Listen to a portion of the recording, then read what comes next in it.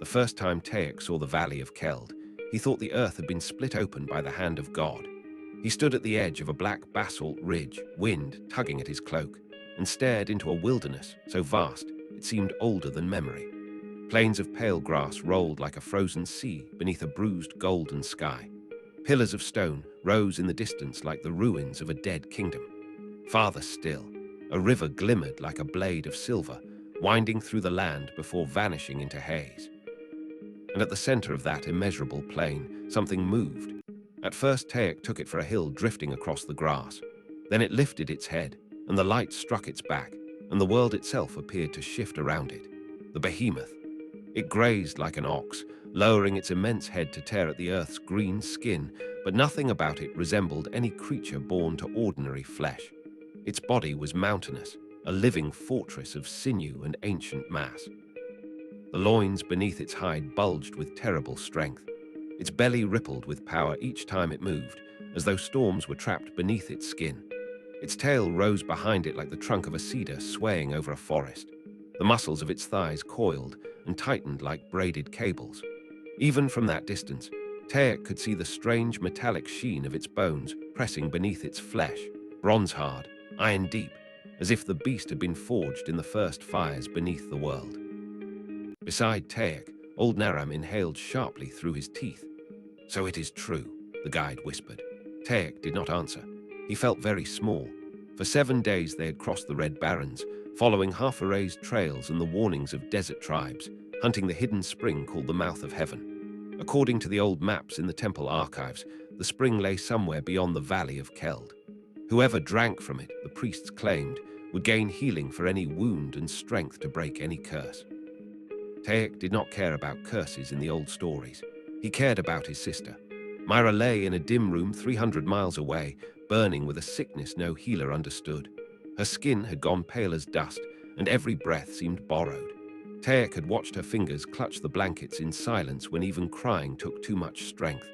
Their mother had begged the physicians. Their father had gone to the shrine with offerings of oil and silver. Nothing changed.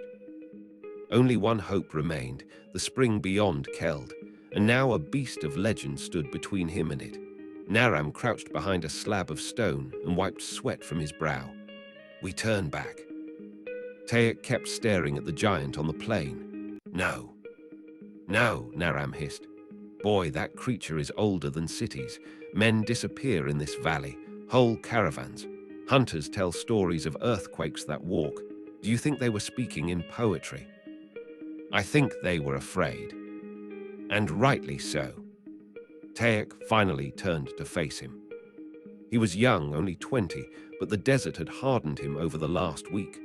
Dust lined the edges of his face. His lips were cracked.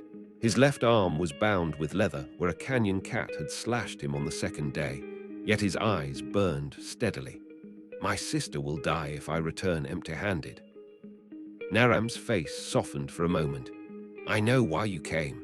That is why I brought you this far. But there is a border between courage and madness." Taek looked back at the plain. The behemoth lowered its head again and fed, tranquil as a grazing bull, yet every motion carried the weight of mountains shifting in their sleep. "Then wait here," Taek said. Before Naram could grab him, he began descending the ridge. The slope was steep and littered with loose shale. Twice he nearly slipped. Each step downward made the behemoth seem larger.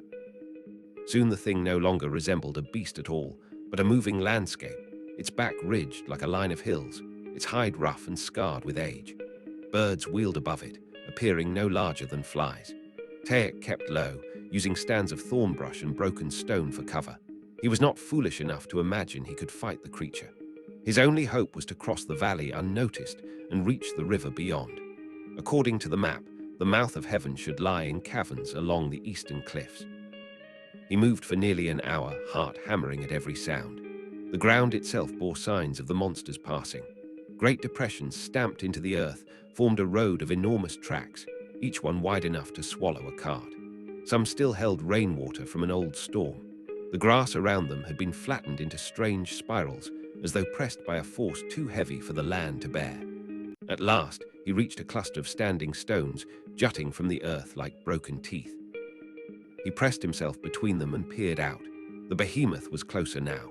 It stood at the riverbank, its colossal shoulders rising and falling as it drank.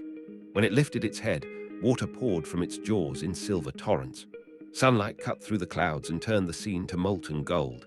Its eyes, dark and deep-set beneath horned ridges, did not look savage. They looked ancient, knowing, the gaze of something that had watched generations rise and vanish like dust. Tex swallowed. The tales had all called it monstrous. None had said it could be beautiful.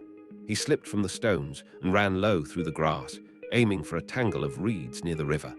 If he could get to the eastern side before the beast turned inland, he might yet pass unseen. Then the ground shook. A thunderous crack split the air. Tex spun around just in time to see 3 riders burst over the western ridge. They came draped in scavenger leather, faces veiled against the dust, long spears glittering in their hands. Behind them ran 6 lean hounds, ribs showing beneath mangy hides.